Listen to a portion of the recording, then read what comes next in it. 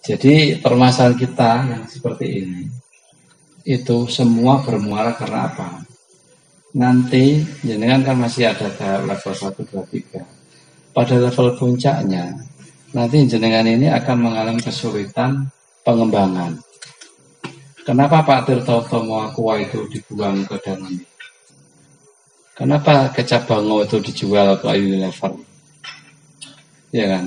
Kenapa yang misalkan apa ini kecap bango dibuang, Aqua dibuang, ya kan? Dilepas ya. Pokpan itu miliknya siapa? Itu orang Indonesia itu.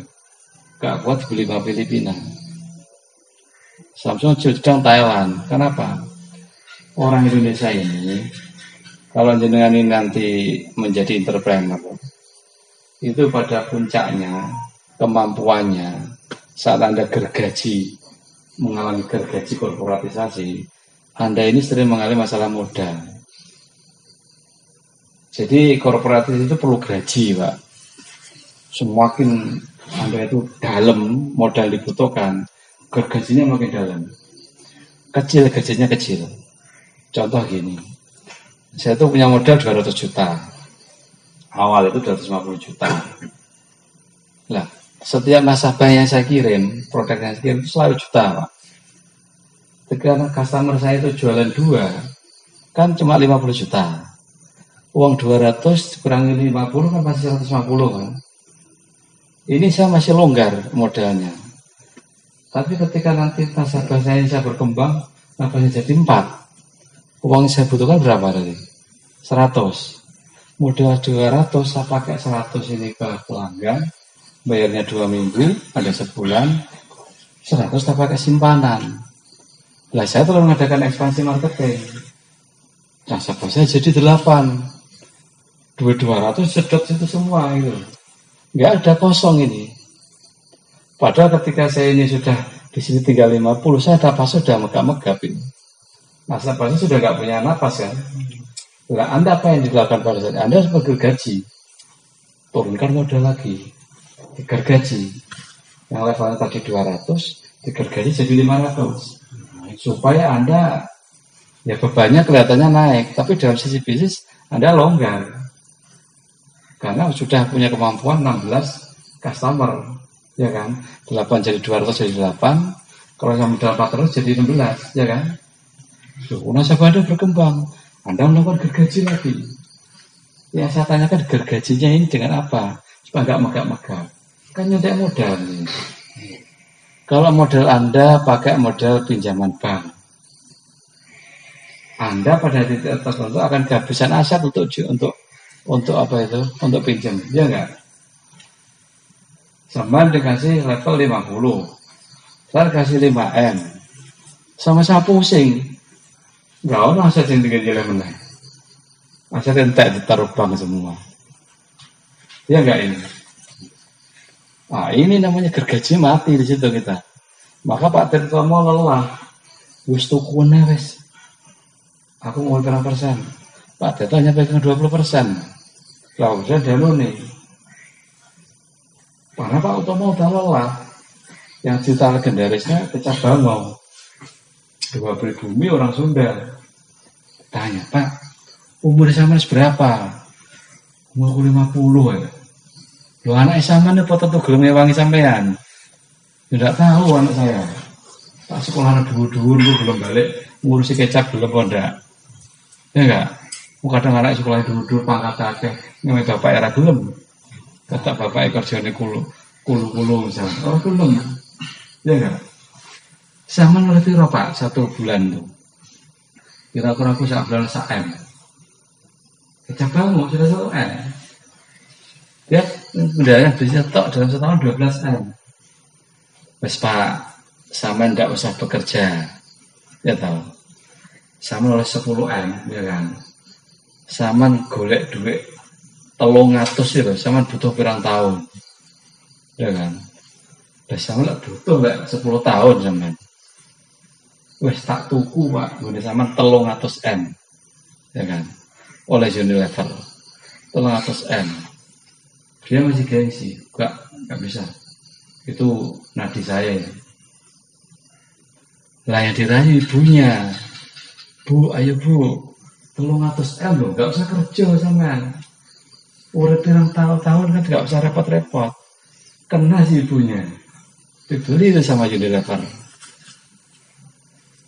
Bayangan sama apa Unilever tuh rugi beli 300 miliar? Enggak, Unilever ini perusahaan yang sudah TBK. Nah dia sudah Unilever ini hanya dengan menjual sahamnya, ya kan? Menjual sahamnya, ya kan? Dia ngitung, aku butuh duit 300 M. Tak apa ini Pak Bano, ya kan? Dia berpikir kalau saya nyari customer, nyari pelanggan investor, pakai untung 2% saja, itu uang bos pada masuk duitnya, dilepas dia sahamnya, diproposalkan, ya kan? Dia jual sahamnya itu, ini loh ada saham 5%, marginnya, siapa yang mau? Ya kan, boleh kapasitas kecil, boleh besar, kan banyak orang, dijual dia 5%. Sementara dibukukan 7%. Bangun masih untung 2%. Dengan menggunakan pasukan investornya ini. Ya kan? Buat kita kan medangnya rugi sih. Apa tuh 300 M? Buat bangun enggak. Dia menjual jaringan investornya, dia jual saham itu 5%. Padahal dia jual 7% itu angka bukunya. Masuk untung 2%. Nah ini namanya hebatnya korporatisasi. Ya, kalau sama butuh modal, ini kemana larinya? Abang, Over. ya kan? Over, kan? Nanti sama kenaan jaminan, kemana lagi? Gak ketemu lagi. Maka sekarang ini, kalau ingin kita berkepanjangan dan bisa membesar, solusinya adalah kita harus punya namanya perusahaan investment company ini. Cuman ada dua bentuk. Sama tahu Investri, Santara, ya kan? Ada lagi mungkin fintech gitu loh. Tapi jangan fintechnya, tapi yang sifatnya adalah ini. Ini sebenarnya teologinya para teman-teman yang berpikir investment company ini, yang saya kenalkan ini adalah kita ini membangun crowdfunding sebenarnya. Di Nganjuk itu ada kemarin tanah longsor, ya kan? Ada korban di situ. Terus sama bikin postingan. Ayo kita sisihkan. Ada saudara kita yang lagi kena longsor, ya enggak? Kita kan nggak pernah berpikir kan berapa angkanya semampu kita lah.